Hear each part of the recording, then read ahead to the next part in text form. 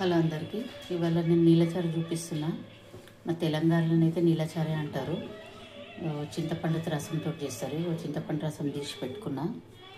కరివేపాకు, కొత్తిమీర, పచ్చిమిరపకాయలు, ఉల్లిగడ్డ, తాలింపులకు జీలకర్ర, ఆవాలు.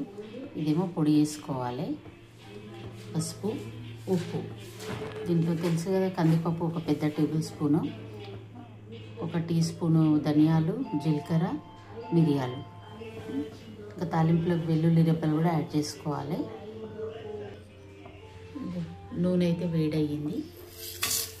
జీలకర్ర ఆవాలు వేసేసిన వేగుతున్నాయి. వేగినాయి.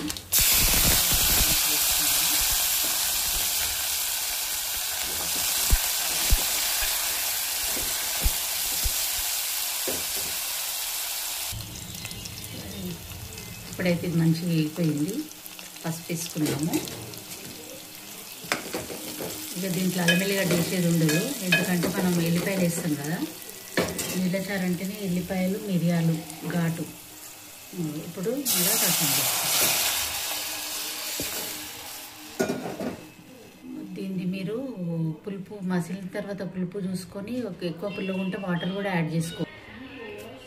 ఇవైతే పొడి చేసుకుంటానికి వేసుకుంటున్నాం.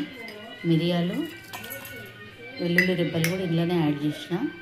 పొడి వేసుకుందాం. ఇది చారు అయితే ఇట్లా మసులుతుంది. ఇప్పుడు 1 స్పూను ఉప్పు వేసుకుందాము.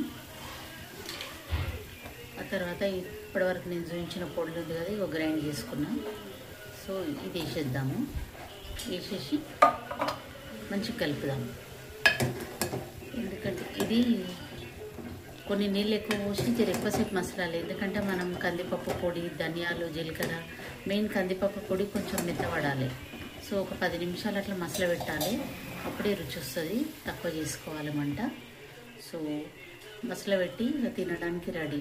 దీనికి వడియాలు, ఆమ్లెట్ లేదా ఏదైనా డ్రై కర్రీ చేసుకొని అంచుకు పెట్టుకొని తింటే చాలా బాగుంటుంది.